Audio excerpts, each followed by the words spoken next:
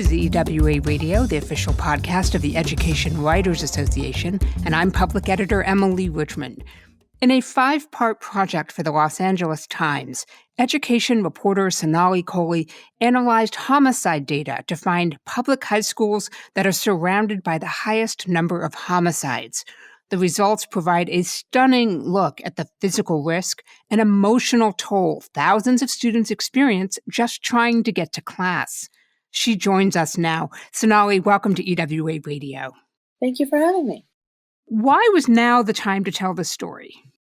Well, I think that a lot of people are talking, obviously, about school shootings. We see mass shootings happening, and they're in the news a lot. But there is this reality for a lot of students that there is violence around them constantly, and that has been the case. And so I think that really, like, any time would have been a good time to tell the story. And the reason that it came about was because of a homicide reporter who, over the course of 3 years, saw that teenagers were affected in areas where he was reporting on homicides a lot. I think it would have been timely anytime, but it's just an important balance to the conversation that we're all having about school safety and school shootings. Well, we do talk a lot about school safety right now, and those conversations focus on things like preventative measures, like more metal detectors, arming teachers. And then we also talk about neighborhood violence, but we don't often get to spend time with young people in those spaces in between. Tell us how you navigated that. One of the things that I try to do as a journalist, especially a journalist covering education, is think about the ways that the news and the neighborhoods around schools affect the kids who live in them and are trying to learn. And so this is one of those things, right? It's not just that you're in physical danger because there's a high number of homicides in the place where you live. It's that on your way to and from school, the impact of this high rate of killing might affect your ability to concentrate when you're in class, might affect your ability to get to school. So we really wanted to spend time in these in-between spaces between home and school to figure out what are all of the ways that kids can be affected by violence that happens around them, even if they aren't a direct victim of it. What were some of the challenges your newsroom team faced in either getting this data or crunching it? So the data we have access to because the LA Times for more than 10 years has been updating what's called the Homicide report. So we have 1 to 3 reporters at any given time who are devoted to covering every homicide in Los Angeles County. And we have data that comes in from the coroner. And the only reason that we were able to do this project is because the LA Times already has that data. And then the California Department of Education has data on where schools are and all the demographic data that we needed. I did not do the data analysis. My colleague, Iris Lee, who is a brilliant data journalist, did the analyses. I mean, there's a lot of like typical things that you have to negotiate when trying to figure out like education data, like where, we only counted schools that had been open and at the location that they were currently at for the entire time of our analysis, which was 5 years. LA has a lot of charter schools that move around. So, some of those weren't included. So those kinds of data challenges. But because we have the access to this really big data set at the LA Times, and the paper already has made a commitment to reporting and writing about every homicide in the county, we had that data. I'm guessing that there were some schools where you already knew that violence in the neighborhood was a big problem. Were there any surprises that revealed themselves once you started mapping this out? Well, that's why we really wanted to start from the data. I didn't want to make any assumptions because a lot of what one of the things I would do when I started talking to people, or they would just like volunteer to do this themselves, if they wanted to guess. People wanted to guess if they could get the top 5 schools, and they usually didn't actually. Because what schools people associate with violence are not necessarily the ones that in 2018 are the ones that are surrounded by the most homicides. And so, first of all, that speaks to the impact of a school's reputation on even people who know the community as well, right? And then also, it means that there are some schools that might be overlooked. So I was talking to people, but we waited until the analysis was complete to really start digging in and doing the human reporting. And Dimely, which is the school that's surrounded by the most homicides, that's a school that opened, I think, in 2012. It's pretty recent. And I hadn't reported there. I didn't know much about it at all, really. But there were 105 homicides in a 1 mile radius of the school in the last 5 years. And so it became about following the data and then finding the people who go to the school and teach at the school and have kids at the school to really help me understand what it's like there. Well, let's talk about that because while this is a data-driven story, it's also deeply personal, and that's clearly not a coincidence. You spend time with students, including one who has lost 4 people close to her to gun violence, and you follow some kids on their routes to school. And what you found is really what I would call a whole other level of street smarts. Talk to us a little bit about Carl. Carl's great. He's a sophomore now at Dimely High School, which is the one we just talked about. And he talked to us quite a bit about getting to school safely. He has a lot of things to think about. First of all, his older brother was killed in a hit and run a few years ago, crossing the street. So when he's walking the 15 minutes or so to school, that's something he's thinking about. And then there are a few houses down a house that has pretty active gang members. So sometimes he hears gunshots coming from that house. And he doesn't want to have run-ins with the people who are there. And so his options to go to school are kind of take the alley that's behind the house or go on the on the street that's in front of the house. And the alley it's a little bit quicker, but for him, it's also a way to maybe avoid people. So he goes down the alley. But, if you talk to law enforcement or safe passage people, they'll tell you, don't go down an alley by yourself, stick to the main roads. And so he's had to make this judgment call. And the way he said it to me was that there's kind of no really good option. So he just has to choose the one that feels safest to him. Well, what was really kind of, heartbreaking about that is he's in the moment. So all of the sort of theoretical advice that anyone wants to give these students, ultimately they're going to have to make some split-second decisions for themselves. Yeah, exactly. And there have been times where he's had to, on the way to school, deal with things that, you don't want to deal with when you're trying to get ready to concentrate and learn for a day. There have been times when he was wearing it was like a gray sweatshirt with a blue LA Dodgers logo. And he was stopped by some people asking about his gang affiliation. And so he told them he's not in a gang, and was able to get by. And that's happened to him, he said, multiple times. Just kind of because of the clothes that he's wearing. So he has to learn how to navigate that and how to navigate it in a way that keeps himself safe and doesn't make anyone pursue him or angry. And then he also is afraid of he's afraid of all the dogs that are barking. He's been chased by dogs before. So there's just a lot of things that he has to navigate on his way to school that are really difficult. And he has to make these real-time decisions. You do spend some time in your reporting looking at the resources and services for some of these students. I mean, the school district is clearly aware of that risk is out there, and so are many community organizations. What's being offered to help students and what's working?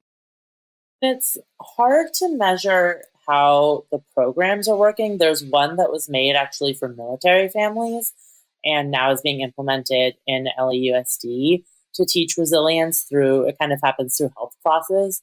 And that has been shown to improve some markers of resilience in a small pilot study, but it's pretty hard to measure. Everybody talks about the need for more mental health resources. There are, a growing number of psychiatric social workers and other kind of mental health workers on campuses, and but there's still not enough. And the schools have to use their own funds to do that. The district isn't providing it. But there are attempts to help students understand how to deal with loss before it happens and there are programs to build resilience. Classes have community circles that are part of the overarching restorative justice practice. And those circles are a place for them to talk about their feelings in a kind of low pressure way. The goal is kind of for students to start to understand how to talk about their feelings in a productive way and how to first identify their feelings. What do we know, both from the research and also maybe some anecdotal evidence coming out of Los Angeles Unified, about how these experiences are impacting students, the challenge and even the emotional trauma of growing up in neighborhoods where violence is so prevalent? LAUSD tries to see how many students have kind of been through trauma, what percentage of students have been through trauma. The data that they have is not representative of the district as a whole, but their surveys of, I think the last one was around 8,000 students, show that most have experienced some sort of trauma or have been exposed to it, but the definitions are pretty broad. In general, research going back to the 1980s shows that exposure to violence on teens, it can affect school attendance, it can affect your ability to concentrate, it can affect, obviously, mental health. And then I think a lot of people who are listening to this might know about ACEs, right? The adverse childhood experiences. Homicide is not exposure to homicide is not included as one of those, but adverse childhood experiences do have a lot of long-term health and mental health impact. We're talking with Sonali Kohli about her reporting on Los Angeles students navigating high-risk neighborhoods to get to school. Don't miss an episode of EWA Radio. You never have to. You can find us on your favorite podcast app. And don't forget to take a moment to rate us on iTunes. Your support and feedback are helping us grow. Clearly, Sonali, access to students and their candor are a big part of this project. How tough was it to get them to cooperate? Well, I didn't think of it as cooperation so much. I kind of think of my job as helping to amplify the voices of people who have stories that should be heard. I don't try to think of myself as telling other people's stories. And so I talked to dozens of people, and if people said that they didn't want to talk or be included in the stories, then we didn't. But there are plenty of teenagers and parents who do want people to have a better understanding of what their experience is and who felt that telling their stories could help other kids or help other parents or just help people realize what's really happening in worlds that are really so close to them but that they ignore. And so I just tried to make sure that we were spending time with those people, which is really hard, especially when we were talking to people who had very recently lost someone. Like the presence of a journalist and photographer, and that can be really, really difficult and challenging, even if you want to be a part of the stories.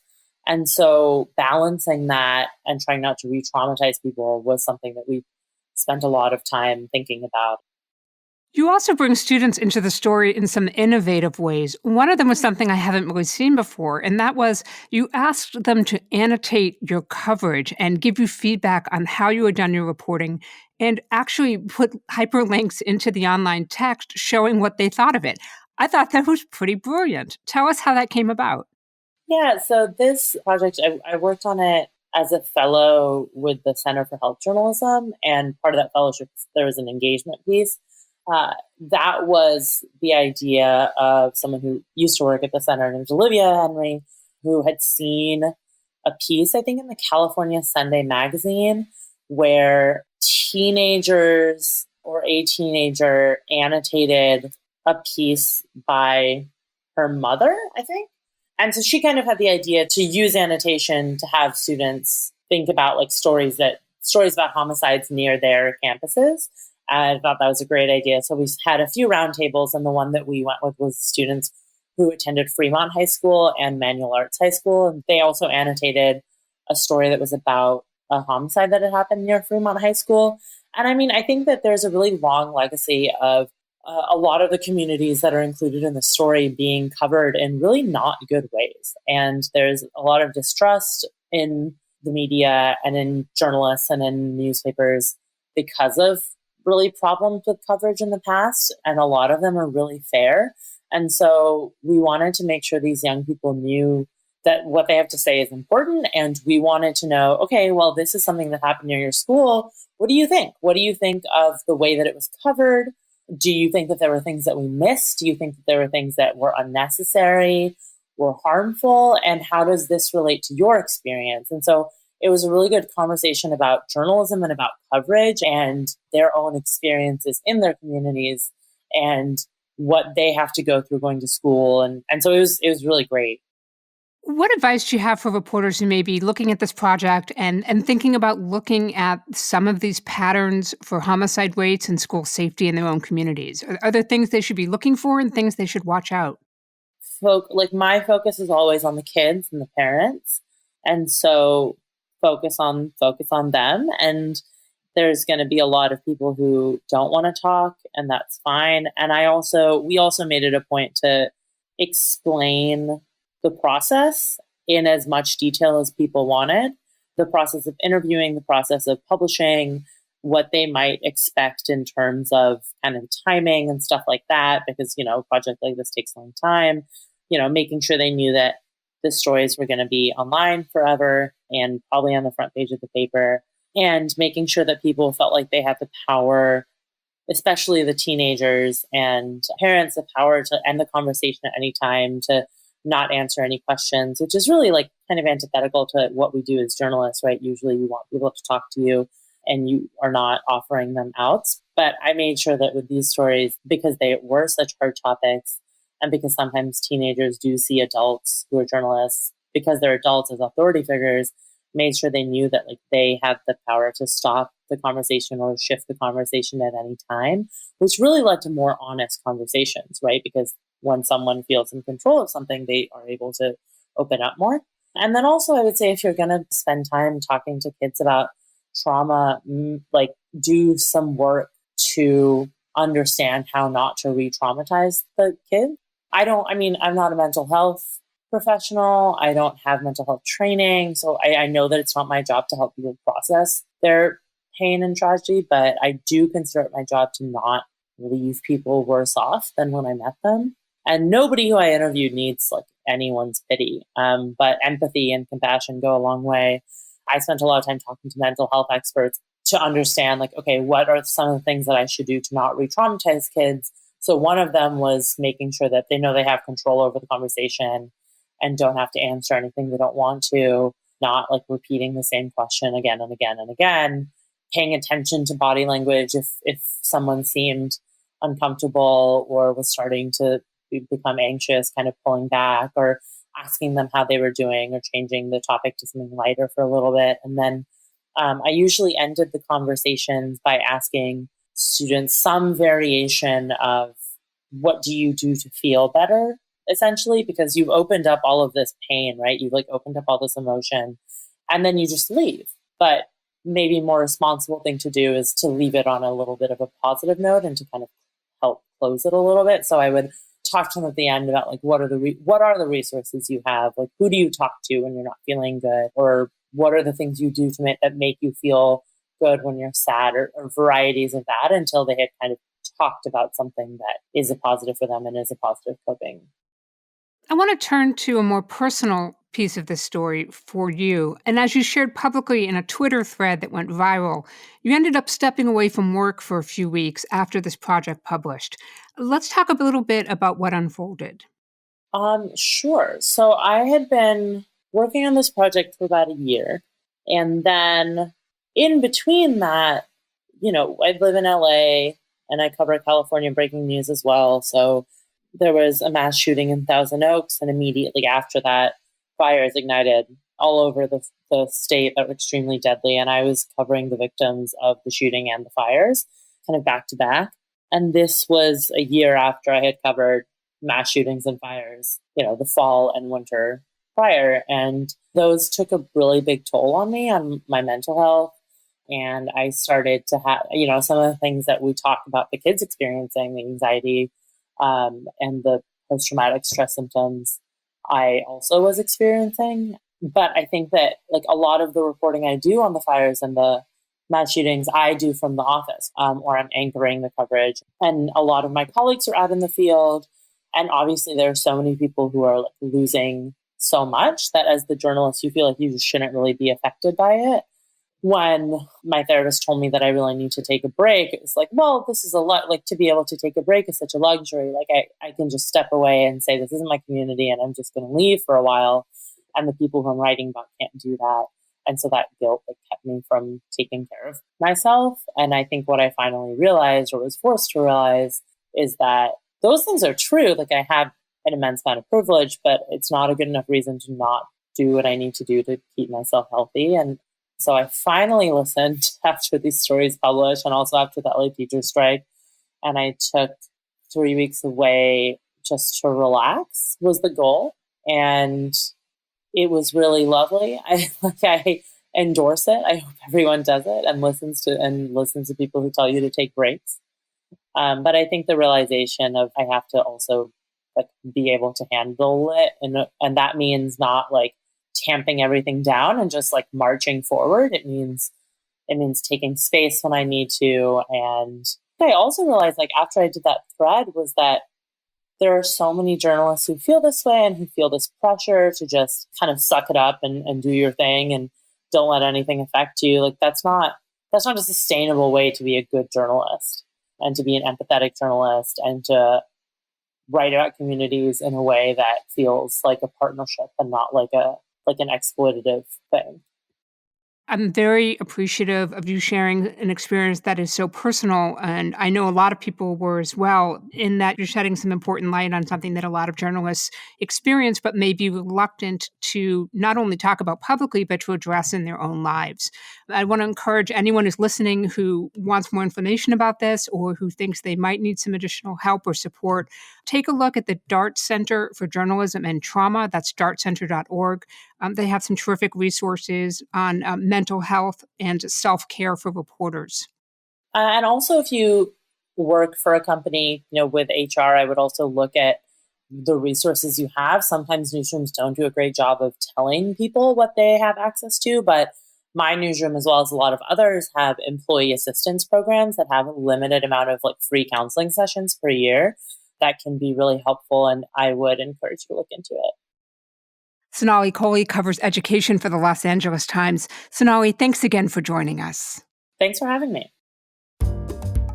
And that wraps up another episode of EWA Radio. If there's a story you want to know more about, drop us a line with radio@ewa.org. The mission of the Education Writers Association is to strengthen the community of education journalists and improve the quality of education coverage. For more than 70 years, EWA has helped reporters get the story right. Have a great week, and thank you for listening.